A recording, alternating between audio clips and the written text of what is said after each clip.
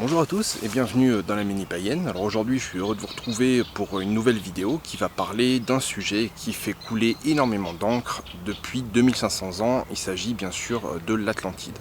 Alors c'est une vidéo que je voulais faire depuis déjà un petit moment, mais l'occasion se présentait de le faire maintenant puisque Ludovic de la chaîne Arcana, les mystères du monde, qui est une chaîne amie, a projeté de faire une vidéo mise à jour en fait où il va présenter d'ici quelques jours en live les différentes théories qui existent au sujet de l'Atlantide, et donc à travers cette vidéo c'est l'occasion d'apporter un petit peu ma pierre à l'édifice et de présenter mes conclusions suite aux recherches que j'ai pu faire.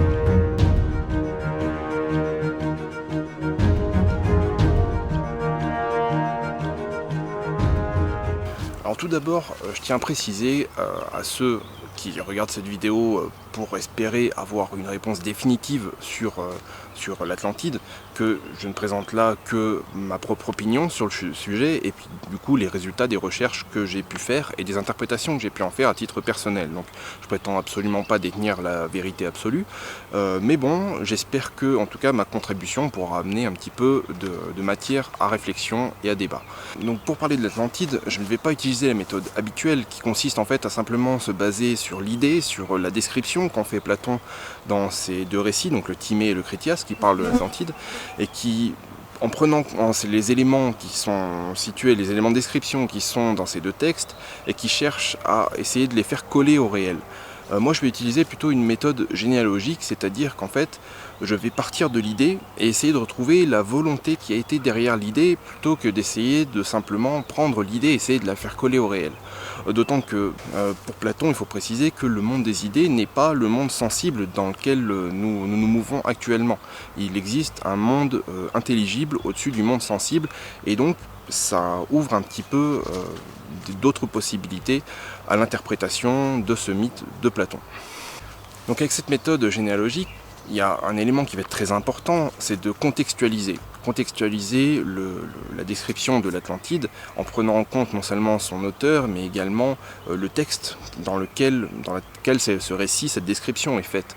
Donc l'auteur, c'est bien sûr le philosophe grec Platon, qui est un philosophe qui a vécu entre le 5e et 4e siècle avant notre ère. C'est un philosophe athénien, c'est un détail qui a son importance, vous le verrez, et qui a été notamment disciple de Socrate et le maître d'Aristote, un des plus fameux philosophes de l'Antiquité. En ce qui concerne les textes qui font donc mention de l'Atlantide, il y en a deux. Il s'agit du Timée et du Critias, qui sont donc deux dialogues de Platon, parce qu'il faut savoir que chez Platon, l'ensemble de son œuvre est constitué de dialogues qui mettent en scène le Socrate, donc le maître de Platon, qui entretient une discussion avec un ou plusieurs interlocuteurs et qui parle de sujets très variés, et dans le but, en utilisant la maïeutique et la dialectique, de mettre en évidence en fait les thèses de Socrate, et donc en l'occurrence de Platon, parce qu'il faut savoir que dans ses textes, Platon ne se met jamais en scène lui-même, il parle toujours, c'est toujours Socrate qui parle en son nom. Comme je viens de le dire, l'ensemble de l'œuvre de Platon est constitué de dialogues qui chacun ont pour but de mettre en évidence une ou plusieurs thèses qui seront donc des postulats de départ qui serviront pour les autres traités qui suivent de Platon, afin de servir de base, en fait, de postulat de départ sur lequel il pourra construire une argumentation sur un autre sujet. Ce qui est important de retenir, c'est que vis-à-vis de ça, l'ensemble de l'œuvre de Platon, tous les textes de Platon sont à mettre dans un ensemble, c'est-à-dire qu'ils ne sont pas indépendants les uns des autres, ils sont vraiment complémentaires les uns des autres, parce que justement chacun, ils se nourrissent entre eux en fait des différentes thèses qui sont des différents sujets qui sont abordés par Platon. Un des thèmes que l'on retrouve assez souvent chez Platon, qui est un petit peu un de ses thèmes de prédilection, c'est l'idée de justice. Qu'est-ce qu'un homme juste, qu'est-ce qu'une cité juste. Il y a également vraiment beaucoup de questions politiques qui le préoccupaient, parce que Platon était quelqu'un qui aspirait à avoir une influence politique dans l'Athènes de son époque. Donc le Timée et le Critias se suivent. En fait, c'est deux dialogues qui se suivent et qui étaient censés être suivis d'un troisième dialogue qui était censé s'appeler l'Hermocrate et qui n'a jamais été rédigé par Platon. Mais eux-mêmes sont précédés par un des plus fameux dialogues de Platon, un des plus fameux ouvrages de Platon, qui est La République. Et dans La République, qui en fait la traduction la plus correcte serait en français serait la Constitution, puisque dans cet ouvrage Platon en fait s'intéresse beaucoup à l'idée de justice dans une première partie. Dans une seconde partie, il va développer son idée de justice appliquée à un État, qu'est-ce qu'un État juste, et donc il va opérer en fait la description théorique d'un État qui serait basé, dont les lois seraient basées sur la justice, et en fait il décrit un petit peu sa constitution idéale pour obtenir un État juste. Donc on peut dire que la République est véritablement une clé de lecture pour le Timée et le Critias, ainsi que d'autres textes de Platon, en fait l'ensemble de l'œuvre de Platon qu'il faut connaître quand on s'intéresse à ce sujet et quand on cherche à savoir en fait quel est l'intérêt de Platon, quelle était la volonté de Platon derrière ce texte, cette description de l'Atlantide. Et à la lumière de cette clé de lecture, justement, on s'aperçoit que la description de l'Atlantide, telle que faite par Platon, ne correspond pas vraiment à sa description d'une cité idéale, et que, au contraire, ça ressemble beaucoup à une allégorie qui lui permet d'opérer une critique de la politique athénienne de son temps. Et donc c'est un peu l'idée qui va être développée dans cette vidéo, le tout bien sûr basé avec de très nombreuses références historiques, puisque évidemment Platon a construit son récit de l'Atlantide avec des références à des faits et des événements réels. Alors pourquoi avoir choisi cette grille de lecture un petit peu philosophique et pas concentrer mes recherches comme beaucoup le font sur une interprétation qui soit plutôt historique ou géographique? Tout simplement parce qu'il y a une idée qui est très importante chez Platon, c'est que tout le monde, chaque individu en fait doit faire ce pourquoi il est naturellement doué, naturellement doté. Selon cette grille d'interprétation là, eh bien Platon, c'est un philosophe, c'est ni un historien, ni un géographe. Bien sûr, il s'intéressait à tout un tas de sciences, dont la géographie et l'histoire, mais sous un angle philosophique, puisqu'il était philosophe, et un philosophe s'intéresse forcément à tout un tas de sciences. Mais il n'était pas fondamentalement ni historien, ni géographe, donc forcément la grille d'interprétation, la grille de lecture doit être plus philosophique que géographique ou historique. Et d'autre part, cette contextualisation elle est très importante parce que la connaissance d'un auteur et de son œuvre est très importante pour l'interprétation de ses textes, parce que prenez par exemple la notion de nihilisme telle qu'elle est présentée par Nietzsche, ou la notion de nihilisme telle qu'elle est présentée par un chrétien, par un théologien chrétien. C'est deux choses strictement différentes. En fait, c'est l'extrême opposé. C'est-à-dire que pour Nietzsche, par exemple, un nihiliste, c'est quelqu'un qui, justement, croit à ce qu'il appelle un arrière-monde, c'est-à-dire à une métaphysique. Et au contraire, pour un chrétien, un nihiliste, ça va être quelqu'un qui va être matérialiste et qui ne va pas croire à un monde supérieur.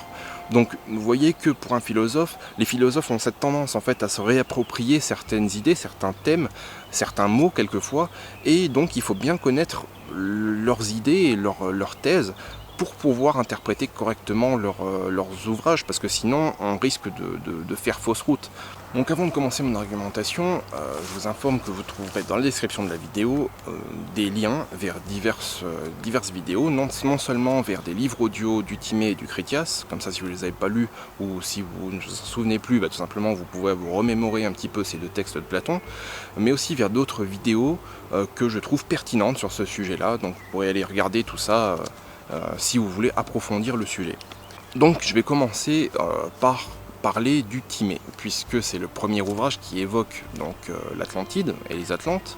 Donc dans le Timée, Socrate commence par évoquer, donc Socrate le maître de Platon commence à évoquer dans les grandes lignes la constitution idéale qu'il a développée la veille, donc dans le traité de la République.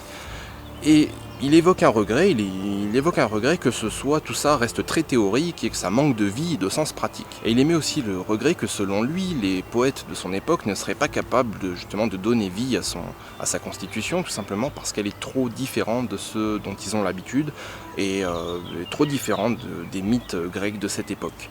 Et donc là, il y a un des interlocuteurs qui s'appelle donc Critias qui prend la parole et qui lui dit ça tombe bien Socrate, parce que après avoir entendu ton récit d'hier, je me suis souvenu d'une vieille histoire que me racontait mon ancêtre Critias, qui tenait de son ami Solon, donc Solon étant un grand sage grec, quelqu'un de très connu, digne de confiance, qui relatait justement une histoire selon laquelle Athènes aurait eu une telle constitution il y a fort longtemps. Et donc là, un autre interlocuteur, Hermocrate, prend la parole et relate dans les grandes lignes le récit de Critias, et en concernant principalement la fameuse guerre entre les Atlantes et Athènes, donc cette fameuse Athènes, il y a fort longtemps, donc il y a 9000 ans avant Platon. Donc là, or, dans la République, Platon mentionne que pour lui, la transmission des grands actes, des grands exploits du passé est indispensable pour servir d'exemple aux jeunes générations. Sauf que pour lui, la mythologie grecque doit être purgée de tous les éléments qu'il juge immoraux. C'est-à-dire que c'est vrai que la mythologie grecque est pas spécialement morale. Il y a tout un tas d'histoires d'inceste, de trahison, de choses comme ça, et aussi beaucoup de choses qui sont totalement fantastiques. Et Platon dit tout ça, il faut le jeter à la poubelle parce que ça peut pas servir d'exemple aux jeunes. Il faut des récits qui soient uniquement moraux. C'est l'idée un petit peu qu'on retrouve derrière le Nouveau Testament d'ailleurs. Donc pour lui, il faut garder que les récits qui soient purement positifs et moraux, parce que pour Platon, ça c'est une idée qui est très importante, les dieux sont parfaits, ils incarnent la perfection, la vertu et les valeurs morales. Donc les dieux ne sauraient être présentés sous un jour imparfait. Donc ensuite il y a un élément qui est important, c'est-à-dire que Solon est le vecteur de cette légende, mais cette légende, elle ne vient pas directement de lui, elle vient de sages égyptiens. Or, les Égyptiens, c'est un petit peu le modèle culturel pour les Grecs de cette époque. C'est-à-dire que, d'ailleurs pour Platon, il a voyagé en Égypte, il a eu l'occasion de voyager en Égypte, il a été très impressionné justement de cette transmission des légendes et des exploits du passé, parce qu'à cette époque-là, la civilisation égyptienne était sur le déclin, mais bon, elle existait encore, elle avait encore une filiation, elle n'a pas subi de bouleversements profonds, et donc elle avait encore connaissance des grands actes de son passé, et Platon trouvait ça tout à fait fabuleux. Et du coup, pour lui, l'Égypte était un petit peu un modèle culturel, et d'ailleurs pour l'ensemble des Grecs à cette époque, c'est un petit peu le même rapport qu'on a aujourd'hui nous avec les Grecs, c'est-à-dire qu'on considère toujours que c'est un petit peu le modèle de la démocratie, de vertu, etc. Donc pour Platon, l'Égypte ancienne, c'est un petit peu le même rapport qu'on entretient nous avec la Grèce classique, c'est-à-dire que c'est un petit peu, on considère ça comme un espèce de modèle culturel et comme un modèle politique également. Donc là on a un double argument d'autorité, c'est-à-dire qu'on a non seulement les sages égyptiens qui ont donc une très longue mémoire, et Solon qui est un sage grec, donc quelqu'un vraiment de confiance. Donc là on a un double argument d'autorité pour faire admettre, faire montrer et donner une assise solide et un socle solide au récit qui va faire de cette guerre entre l'Atlantide et Athènes. Donc ensuite on a Critias qui se déclare prêt à faire le récit de ce qu'il a entendu sur l'Atlantide, et donc l'Athènes ancienne avec cette fameuse constitution dont rêve Socrate, afin de justement essayer de donner vie à cette fameuse constitution. Et donc Socrate l'encourage forcément et lui dit que ce sera très important que ce récit soit considéré comme vrai dans son intégralité. C'est-à-dire que là on voit véritablement qu'ils sont en train de construire ce mythe qui permettra de donner justement un socle, une assise mythique et mythologique en fait à cette constitution qui permettra d'être enseignée justement aux futures générations à travers le vecteur du mythe qui est donc un des moyens, un des vecteurs d'éducation à cette époque. Mais quel crédit on peut véritablement donner à ce récit, à ce mythe? Parce que, alors certes, pour Platon, il semble important qu'il soit présenté comme véridique et vrai, mais seulement, justement, dans la République, Platon émet aussi l'idée que pour lui, un mensonge peut être présenté comme vérité si l'intérêt général et l'intérêt de l'État est servi. Et je vais vous lire un passage qui est éloquent à ce sujet. Donc il s'agit d'un extrait de La République, du livre 3 de La République. « Maintenant, repris-je, quels moyens aurons-nous de faire croire quelques nobles mensonges? L'un de ceux que nous avons qualifiés tantôt de nécessaires, principalement aux chefs eux-mêmes et sinon aux autres citoyens. » Donc on voit à travers ce passage de La République que pour Platon, un mensonge, s'il est utile, peut être présenté comme vérité. Ça ne lui pose pas de problème, à partir du moment où il sert l'État et la justice. Donc là, avec cet éclairage-là, on voit qu'en fait, Critias, enfin Platon, à travers la bouche de Critias, donne une certaine légitimité à son mythe et donne un petit peu l'exemple sur comment faire pour créer de nouveaux mythes qui serviront en fait une cause juste. Or, il y a une critique que fait aussi Platon à la Grèce de son époque, c'est qu'elle ne se souvient pas de son passé. Elle s'en souvient à travers les mythes, mais pour Platon, ces mythes sont faux, étant donné qu'ils présentent les dieux sous un jour immoral. Alors que pour lui les dieux sont forcément parfaits et donc moraux, et donc c'est pour lui en fait ce sont les poètes qui ont mal imité en fait les mythes et les légendes et qui les ont déformés au fil du temps. Or pour Platon l'idée de constance dans le temps est très importante. Pour Platon en fait tout changement est forcément un changement vers quelque chose de mauvais. Donc tout simplement Platon, l'idée qu'il a à travers cette idée du mensonge juste, c'est de dire, d'accord, on n'a pas connaissance de notre passé, on n'est pas comme les Égyptiens, on n'a pas cette longue mémoire, et donc tout simplement on va l'inventer. Et il y a une citation donc du Timée qui présente justement assez bien cette critique qui est faite par Platon de son époque. Je cite, « Alors, un des prêtres, qui était très vieux, lui dit « Ah, Solon, Solon, vous autres Grecs, vous êtes toujours des enfants et il n'y a point de vieillards en Grèce. » Donc là, tout simplement, ce que dit le vieux prêtre égyptien, c'est que les Grecs justement ne se souviennent pas du passé. Parce que le vieillard, c'est forcément l'image du vieux qui connaît toutes les légendes. Or, le grec, donc l'enfant, selon cette métaphore, c'est celui qui doit recevoir des leçons, celui qui doit apprendre du vieillard. Donc, ça donne cette crédibilité en fait à ce récit qui provient donc d'une source qui est très fiable et qui a donc une très longue mémoire. Donc la suite de Timée, il n'est plus question ni de l'Atlantide, ni de cette guerre entre Athènes et l'Atlantide, mais il est question d'un nouvel interlocuteur, donc Timée, d'où le titre de l'ouvrage, qui prend la parole. Donc ça c'est quelque chose qui est assez classique aussi chez Platon, où on saute un petit peu du coq à l'âne, mais au final ça a toujours un sens, c'est toujours lié entre eux, puisque Timée c'est quelqu'un un scientifique, c'est un astronome, etc. Et donc il fait un récit dans lequel il expose en fait une nouvelle cosmogonie selon Platon. Donc toujours dans cette idée de refonder un petit peu, de recréer de nouveaux mythes fondateurs, il expose sa cosmogonie.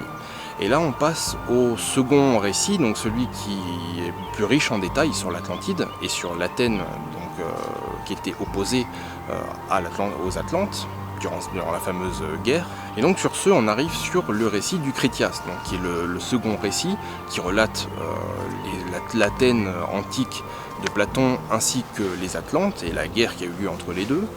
Et c'est le récit qui est le plus riche en détails, et celui qui est pris comme référence pour rechercher justement l'Atlantide chez la plupart des gens. Donc au début de ce récit, c'est Critias qui prend la parole et qui réclame l'indulgence de son auditoire, parce qu'en fait il dit en substance que étant donné qu'il va parler de choses qui sont humaines, qui ne sont pas divines, quand les choses sont divines on ne les connaît pas véritablement, donc il est difficile d'en parler. Donc si on fait un récit qui se rapproche à peu près, tout de suite on est satisfait. Mais par contre ce qu'il dit, quand on parle des hommes, on parle des affaires humaines, dès qu'il y a la moindre imperfection, la moindre incohérence, elle est tout de suite relevée parce que c'est des choses qui nous paraissent beaucoup plus évidentes. Donc déjà, le récit part sur cette demande d'indulgence. Donc c'est quand même, on est sur quelque chose qui est assez différent de cette certitude qu'on nous présente tout le temps. On nous dit oui, Platon assure que son récit est vrai, absolument. Quand même là, à travers ces mots de Critias, on peut quand même un petit peu nuancer. Donc le récit s'ouvre maintenant sur la description en premier lieu d'Athènes, donc la rivale des Atlantes, donc la fameuse Athènes antique de Platon. Donc pourquoi commencer par Athènes? Tout simplement parce que à la fois Critias et Platon sont athéniens. Or, pour un Athénien de cette époque, Athènes c'est le centre du monde, c'est le porteur de lumière si on veut, c'est la cité un petit peu idéale, on a la mer à proximité, il fait ni trop chaud ni trop froid, il y a de la culture, il y a tout ce qu'on veut. Il faut bien comprendre que les Grecs de cette époque sont très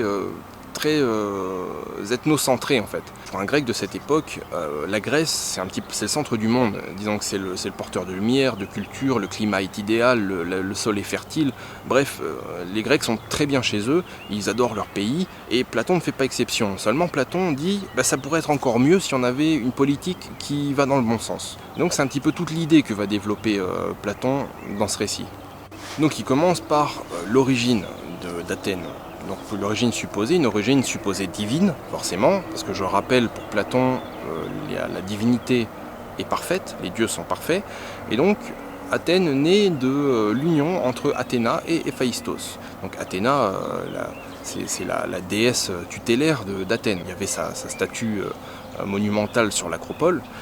Donc Athènes naît de ce couple primordial qui est uniquement divin, et ça c'est un fait qui est très important, parce que du coup on a une union de dieux. Donc il y a deux dieux qui sont à l'origine d'Athènes, ce qui fait que théoriquement on a un apport qui est parfait, qui est uniquement divin. On a une citation qui est assez éloquente quant à cette origine divine justement des Grecs, c'est quand Platon dit « Ils y firent naître de la terre des gens de bien ».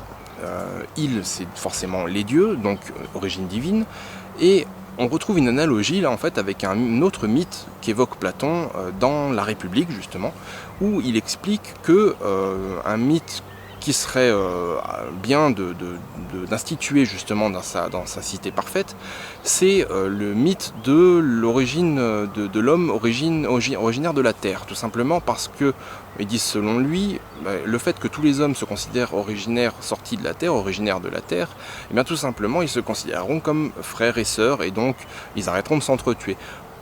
Il faut dire que quand Platon parle des hommes, il parle des Grecs uniquement. Les barbares, c'est autre chose, c'est l'altérité. Platon est très centré sur le monde grec. Pas seulement sur Athènes, parce que c'est vrai que les cités-états grecs étaient en guerre les unes contre les autres, et ça pour Platon c'était quelque chose qui était tragique en fait.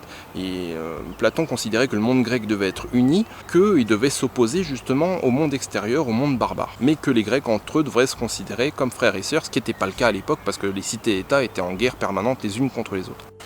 Ensuite, Platon nous décrit une organisation sociale en trois classes, donc les artisans, les laboureurs et les guerriers. Les guerriers étant séparés des deux autres. Ça, c'est une idée qu'on retrouve une fois de plus dans La République et sa constitution parfaite, où il explique que la classe des guerriers doit être mise à part, c'est l'élite de la nation, et elle doit être absolument mise à part du reste de la population.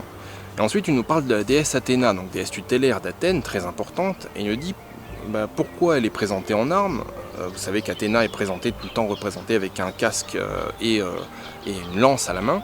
Il nous dit simplement c'est un vestige de cette époque-là, parce que à cette époque-là, les femmes et les enfants participaient aussi à la guerre. Parce que pour Platon, au sein de la classe guerrière, la femme et les enfants devaient être intégrés également à la classe guerrière si leur disposition physique était adaptée à ça. C'est-à-dire que les enfants devaient être impliqués dans les combats, observer les combats pour apprendre tout simplement, afin de devenir de meilleurs combattants eux-mêmes.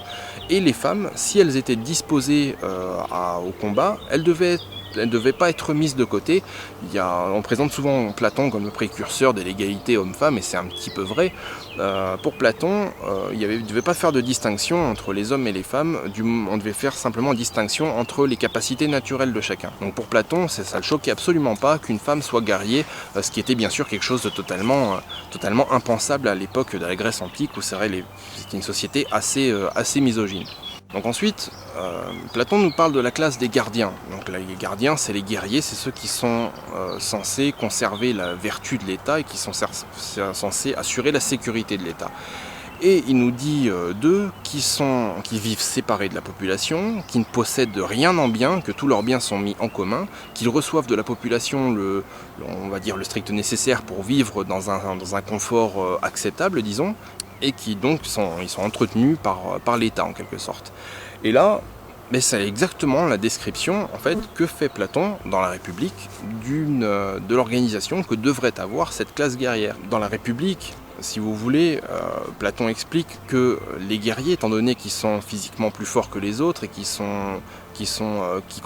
constituent l'élite de la nation, il faut en quelque sorte les brider, parce que sinon ils peuvent imposer leur tyrannie sur les autres. Et donc pour éviter qu'ils deviennent cupides et qu'ils cherchent à s'approprier toutes les richesses et réduire en esclavage en fait le reste de la population, tout simplement on va leur interdire de posséder des biens propres et on va les faire vivre en commun.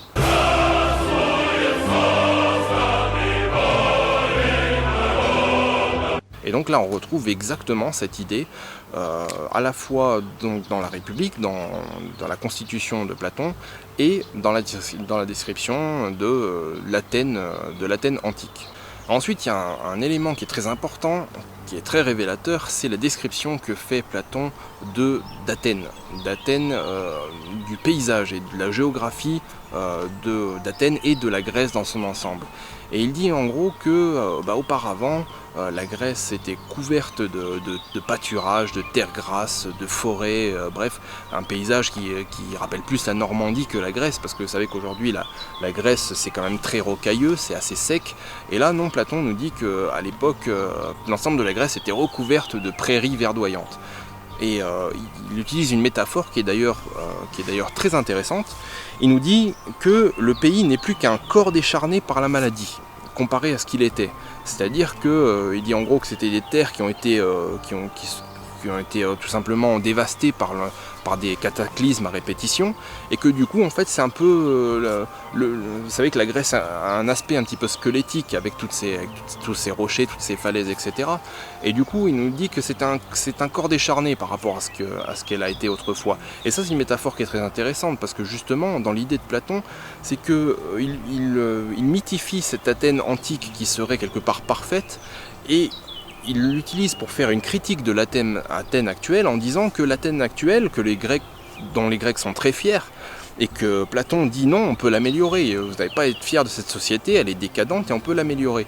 Et donc Platon utilise cette métaphore pour dire voilà, la Grèce actuelle c'est plus que l'ombre d'elle-même, c'est plus que le corps décharné de ce qu'elle était autrefois, et il faut retrouver cet état de fait dans lequel elle était autrefois, cet état de santé dans lequel elle était autrefois. Pour Platon, clairement, la Grèce démocratique est malade, parce que Platon est viscéralement antidémocrate.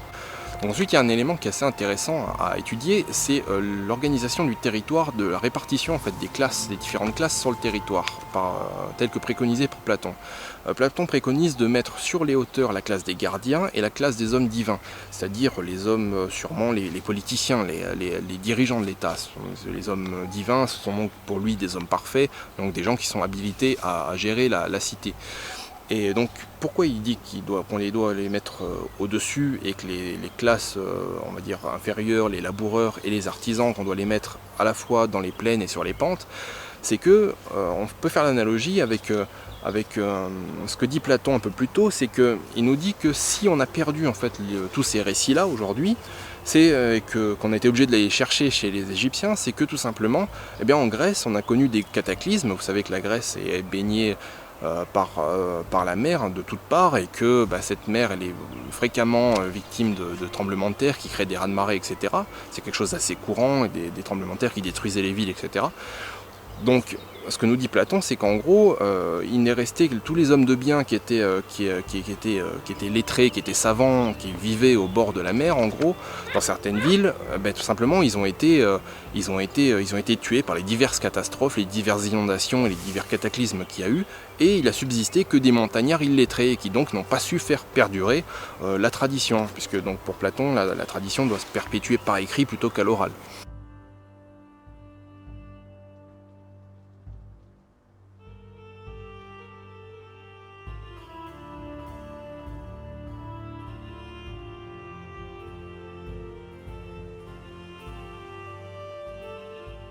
Donc ensuite, Critias conclut sur le fait que les Grecs de cette époque étaient vertueux, leur beauté était connue dans le monde entier, qui menaient un style de vie entre faste et pauvreté. Il y a encore une idée qui est très importante pour Platon, parce que pour Platon, il y a deux ennemis de l'État, c'est la pauvreté et le faste et la richesse. C'est-à-dire qu'il, pour lui, il doit y avoir un juste milieu. Si on est trop pauvre, ça ne va pas. Si on est trop riche, ça ne va pas.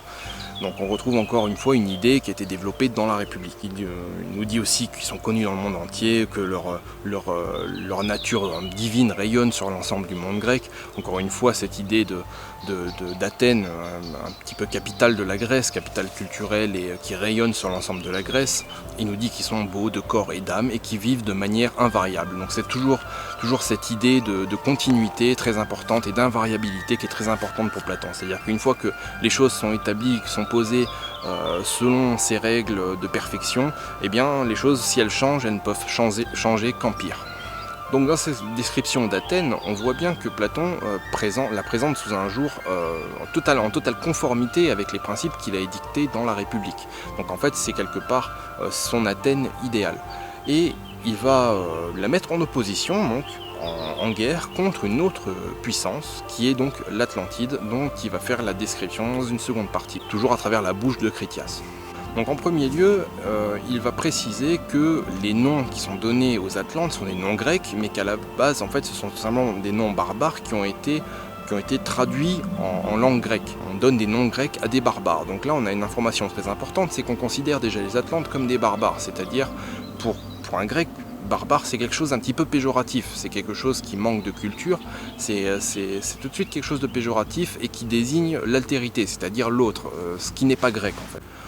Donc ensuite, il nous décrit l'origine mythique, mythologique de ces Atlantes et de leur origine, donc qui est issue de l'union entre Poséidon et Clito. Clito étant une mortelle. Donc déjà, vous vous souvenez que pour Athènes, on avait la race des Athéniens qui était née de l'union de deux dieux. Et là, vous avez un dieu et une mortelle. Donc déjà, on a un élément, on va dire quelque part corrompu, parce que pour Platon, comme je l'ai déjà dit, la divinité est parfaite. Mais par contre, le mortel est imparfait, c'est la source du manque de vertu. Et donc, on peut constater déjà que dès l'origine, il y a le ver est dans le fruit, si on veut. Ensuite, il nous décrit l'organisation de l'Atlantide comme étant divisée en 10 royaumes. Or, ça, c'est complètement contraire au principe d'unité de Platon. Platon dit si un royaume doit être divisé, c'est qu'il est faible.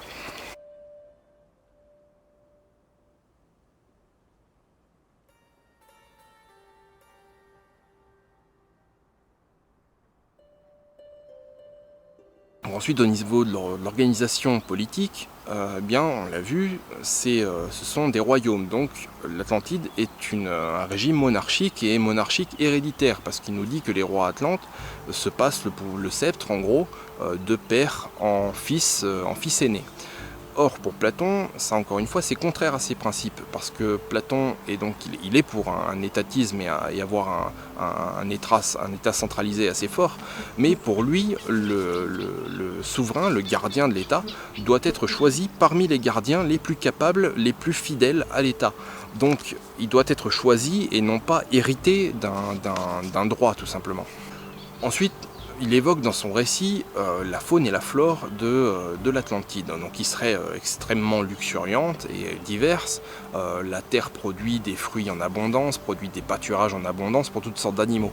Et on note notamment que ce bestiaire atlante est en fait assez proche de ce qu'on peut constater des descriptions quand elles sont faites des confins du monde grec. Notamment, il me semble que c'est le récit, il me semble que c'est par Pindare de l'Inde qui décrivait un peu sous un angle un petit peu exagéré, il décrivait toutes sortes de merveilles qui étaient clairement exagérées. Donc dès qu'on décrit des choses qui sont à la fois éloignées dans l'espace et dans le temps chez les Grecs, parce que là je rappelle que ce récit est censé avoir 9000 ans, donc on est très éloigné dans le temps. 9000 ans pour un Grec à l'époque, c'est considérable. C'est comme si nous on parle des dinosaures, c'est à peu près l'équivalent de l'éloignement dans le temps. Et là on a à la fois un éloignement dans le temps et dans l'espace. Donc avec une faune extrêmement exotique, luxuriante et tout ça. Il faut savoir que les Grecs, comme je disais tout à l'heure, sont extrêmement ethnocentrés, c'est-à-dire que pour eux, le monde grec c'est le centre du monde, et ils sont un petit peu curieux de ce qui se passe autour, mais enfin, ils sont quand même très bien chez eux, ils sont assez casaniers. Les Grecs ne sont pas des grands explorateurs, contrairement à ce qu'on croit quelquefois, malgré ce que peut laisser penser croire la mythologie avec Ulysse, les Argonautes, etc. Les Grecs, c'est pas comme les Vikings, c'est pas des grands explorateurs. Ils font du cabotage entre différentes îles, ils font du commerce sur des routes maritimes qui sont bien connues, mais ils sortent pas trop des sentiers battus, c'est pas des grands explorateurs. Donc tout ce qui est confins, ils connaissent finalement assez mal.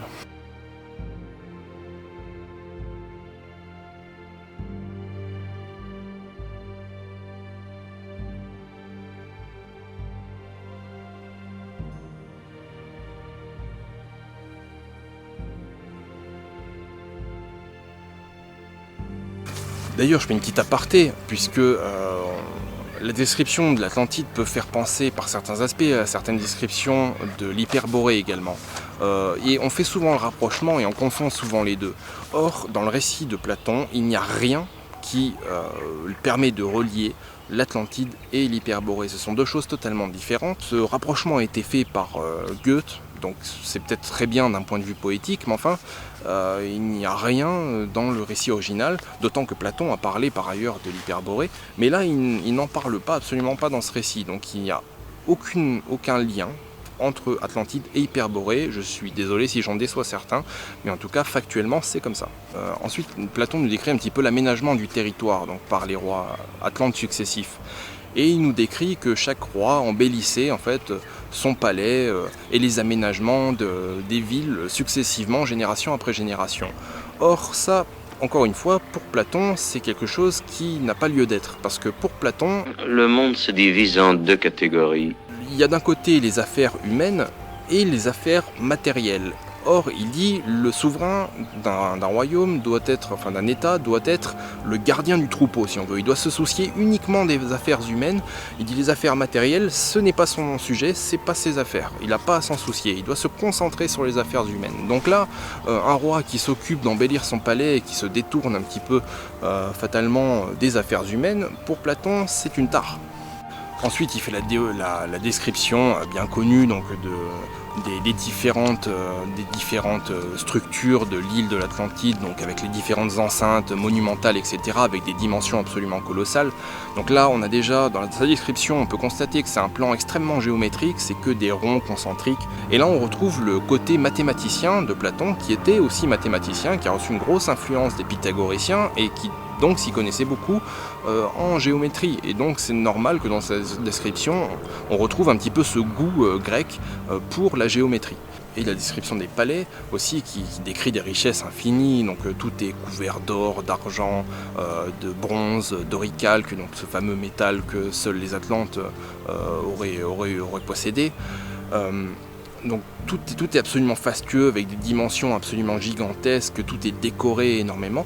Et d'ailleurs, quand on lit cette description, mais en fait, on peut faire un rapprochement avec un petit peu la mégalomanie des rois perses, parce qu'à cette époque-là, il y a un empire, il y a l'empire perse, qui est l'ennemi numéro 1 héréditaire de la Grèce, et qui possède, avec Persépolis notamment, des villes aux dimensions absolument colossales, des palais gigantesques qui sont absolument incomparables, qui n'ont pas leur équivalent dans le monde grec, incomparables de démesure et de luxe.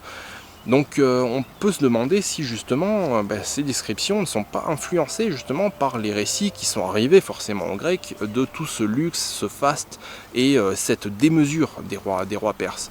Or pour un grec, la démesure, l'hubris, c'est encore une fois c'est un défaut. Donc on a ce côté démesuré, encore plus pour Platon, pour qui justement on l'a vu plus tôt, il y a deux ennemis pour l'État, c'est la pauvreté ou la richesse. Donc là on est dans l'extrême richesse, on est dans l'étalage extrême de sa richesse, et donc c'est quelque chose qui pour Platon n'est pas forcément synonyme de vertu. D'autant qu'il y a aussi une petite référence qui est placée par Platon qui nous décrit aussi le temple avec des statues qui auraient été consacrées par des particuliers. Or, dans un de ces dialogues, je ne sais plus si c'est le Gorgias ou le Banquet, je ne me souviens plus exactement, mais il décrit justement les offrandes, il critique les offrandes qui sont faites par le peuple dans les temples, parce qu'il dit en substance que les gens pour s'acheter une bonne conscience et s'acheter leur vertu, ceux qui ont de l'argent, ils dépensent beaucoup, ils offrent des belles statues pour les temples et du coup ils sont bien vus dans la cité même s'ils ne sont pas vertueux. Donc ça encore une fois c'est une petite référence qui est placée là par Platon à un autre de ces dialogues. Donc ensuite, il nous décrit les bains de l'Atlantide, et ces bains sont séparés pour les hommes et pour les femmes. Or, comme on l'a vu tout à l'heure, les hommes et les femmes doivent être réunis dans toutes leurs activités pour Platon. Donc, encore une fois, c'est quelque chose qui, dans sa bouche, sonne comme quelque chose de péjoratif. Ensuite, il nous décrit l'organisation des gardes selon leur niveau de fidélité plus ou moins proche en fait, du centre de la capitale. Donc ça c'est le seul point de concordance véritablement qu'on peut trouver en fait entre la doctrine de Platon et la description de l'Atlantide. Encore que là on ne retrouve pas cette idée comme quoi les gardiens doivent être situés sur un point haut sur lequel ils seraient protégés. Enfin, quand on voit la dimension colossale des différentes enceintes, on se dit que bon, concrètement ils le sont quand même. Ensuite, on nous fait la description de l'organisation militaire de l'Atlantide. Donc là, on nous dit que chaque royaume a une organisation militaire différente. Donc déjà, encore une fois, c'est contraire à l'idée d'unité de Platon. Et on nous décrit une armée qui est littéralement innombrable. Donc là, on fait également un parallèle avec l'armée perse qui était réputée quasiment illimitée. Et on nous décrit également la flotte atlante qui comporterait 1200 bateaux. Et comme par hasard, c'est exactement le chiffre de navires avec lesquels Xerxès aurait attaqué la Grèce, donc à peu près un siècle plus tôt. Donc la fameuse histoire que vous connaissez bien sûr des Thermopyles avec les 300 Spartiates, etc. Eh bien c'est l'histoire de cette guerre-là qui était donc bien connue à l'époque de Platon. Là on retrouve une référence également entre le nombre de navires de Xerxès, donc encore une fois de l'armée perse, qui était réputée innombrable par rapport à la petite armée grecque. D'ailleurs, dans la description de la Grèce, de l'Athènes, on va dire, qui était faite un peu plus tôt, on nous dit que l'armée grecque comportait à peine 20 000 hommes et que ce nombre était invariable. Donc on voit vraiment la différence entre le rapport de force entre l'Atlantide, qui est une armée innombrable avec beaucoup de bateaux, et une armée athénienne qui est beaucoup plus restreinte. Ensuite, on a le fameux passage qui nous décrit le sacrifice du taureau, donc par les différents rois atlantes. Alors ça fait beaucoup couler d'encre. Alors certains y voient un rapprochement avec la civilisation minoenne, mais bon, je ne suis pas convaincu que ce soit véritablement le cas, parce que les Minoens finalement sont un peu les ancêtres des Grecs. Or là, on nous décrit bien que les Atlantes sont des barbares. Donc on peut rapprocher plutôt d'autres cultures qui ont aussi des cultes sacrificiels du taureau, et notamment les Perses, parce que comme je l'ai dit, les Égyptiens sont considérés un petit peu comme un modèle culturel, donc c'est des barbares, mais on va dire des barbares quand même civilisés, alors que les Perses, eux, sont des ennemis. Donc on peut éventuellement faire ce rapprochement là entre ce sacrifice du taureau et les Perses. Donc là, ce fameux rite du sacrifice du taureau qui serait on va dire le prélude au jugement que se feraient les rois atlantes entre eux selon leurs lois. Là on peut retrouver, c'est vrai, un petit parallèle avec notamment la civilisation de Tartessos qui aurait eu ses lois gravées sur des tablettes. Or là on retrouve une colonne avec les lois gravées dessus. On peut faire cette comparaison là d'ailleurs. Mais ce sacrifice du taureau, c'est aussi une allégorie pour faire une critique d'une pratique qui est courante dans la Grèce de l'époque de Platon, qui est un sacrifice expiatoire en fait. On sacrifie un animal parce qu'on a fait en quelque sorte un péché et qu'on veut se faire pardonner, donc on sacrifie un taureau. Or pour Platon, Platon nous dit en substance que il vaut mieux éviter l'injustice plutôt que la réparer après coup. Donc pour lui, ce sacrifice expiatoire, c'est quelque chose de très mauvais, parce que concrètement, eh bien, on peut commettre l'injustice et puis on se dit finalement c'est pas très grave, j'ai juste à faire un sacrifice derrière et puis je peux réparer mon injustice. Or pour Platon, il faut absolument éviter de commettre l'injustice. Et enfin, Platon nous décrit la décadence des Atlantes et il nous dit que tant qu'ils se sont conformés aux lois, donc toujours l'idée d'invariabilité, ils sont restés vertueux, mais qu'à partir du moment où la part de mortel en eux est devenue plus forte que la part divine, donc la part parfaite, eh bien ils se sont mis à devenir laids dans le sens du manque de vertu et de la cupidité, de l'avidité, et de la volonté expansionniste du territoire, etc., la volonté belliqueuse.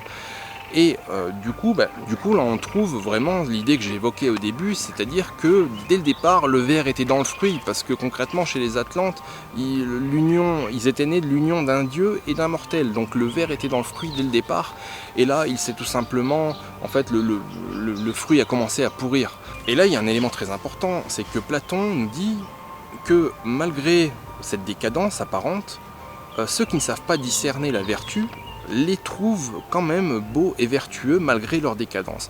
Alors là, je pense que là on a véritablement une clé d'interprétation du mythe de l'Atlantide, parce que concrètement, comme je vous l'ai montré, cette Atlantide qu'on présente souvent comme une société, comme une espèce de paradis sur terre, de société idéale selon Platon, etc. En vérité, c'est absolument pas le cas. Il y a plein d'éléments dans sa description, le faste, l'abondance, la démesure, l'organisation sociale et politique même, qui est contre l'idée que s'en fait Platon.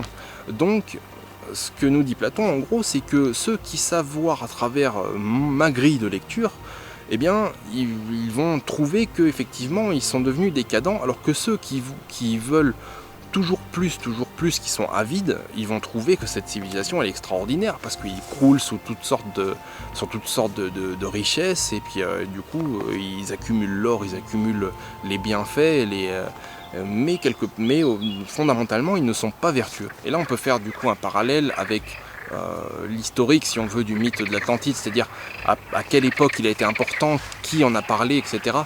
C'est-à-dire que c'est un mythe, certes, on en a parlé dès l'Antiquité, dès les générations qui ont suivi Platon, mais concrètement, on a redécouvert véritablement le mythe de l'Atlantide qu'à partir de la Renaissance, quand on a redécouvert un petit peu l'architecture grecque, toute la littérature grecque, etc., la philosophie grecque et toutes ces choses-là, durant la Renaissance.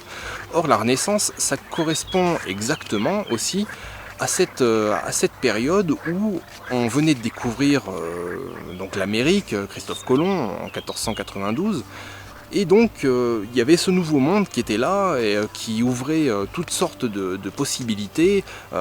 Et donc ce mythe de l'Atlantide, pour moi, il fait un peu écho, par exemple, au mythe de l'Eldorado. Donc tous les Espagnols se précipitaient pour trouver ce fameux Eldorado, donc une espèce d'Atlantide de l'Amérique du Sud qui croulerait sous l'or et les richesses.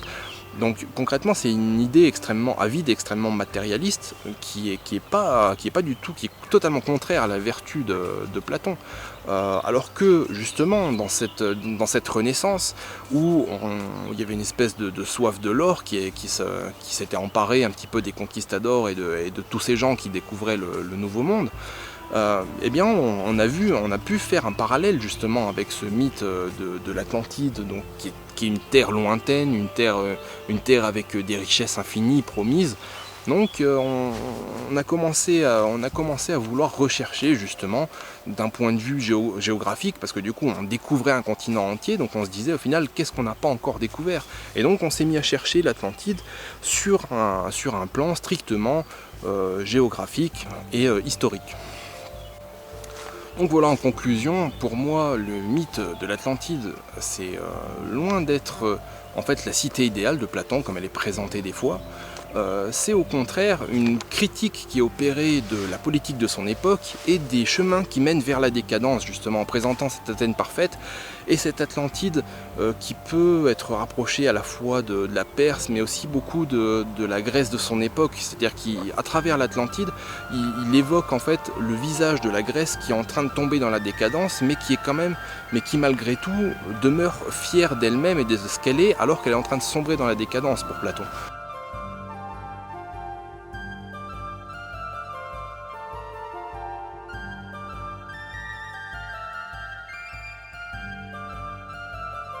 Cette portée philosophique, elle me paraît quand même plus pertinente qu'une localisation géographique qui, par ailleurs, comme on l'a vu, il y a beaucoup de références à des événements historiques qui peuvent être rapprochés, ou des civilisations, ou des choses comme ça, qui peuvent être rapprochés de ce mythe de l'Atlantide, mais fondamentalement, je ne pense pas que la volonté de Platon était de décrire une île, et une île qui par ailleurs ne correspond pas à son critère de vertu, à son critère de vérité et son critère de justice. Quant au fait que la localisation finalement de l'Atlantide est quand même relativement qui est donnée, qui est même relativement vague, on s'attarde plus sur les détails, sur différents détails que sur sa localisation.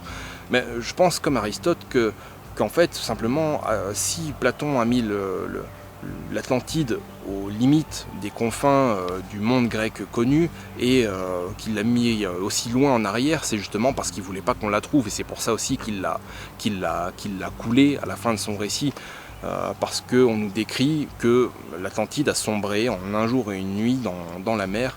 Donc là, c'est pour montrer vraiment cette idée de décadence. Cette civilisation est détruite par sa propre cupidité, par sa propre décadence, punie en fait par la divinité qui est donc la perfection et la vertu incarnée. Donc la vertu qui bat la décadence, si on veut.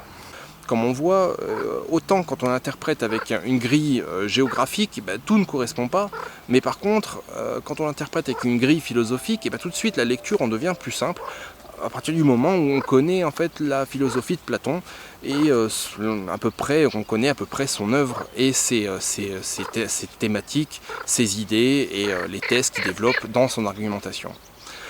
Donc voilà, ce sera tout pour moi. J'espère que vous avez apprécié cette vidéo, qu'elle vous aura un petit peu ouvert l'esprit sur d'autres interprétations possibles sur ce fameux mythe de l'Atlantide. Encore une fois, je ne prétends pas détenir la vérité, seulement j'apporte mon hypothèse personnelle, donc en espérant qu'elle vous sera utile pour votre culture générale. Et en tout cas, je vous dis à très bientôt dans une future vidéo. Et n'oubliez pas d'aller regarder dans la description, il y a différents liens justement vers des conférences, vers pas mal de vidéos qui sont utiles, je pense, à visionner sur ce sujet-là, pour en savoir un peu plus. À bientôt.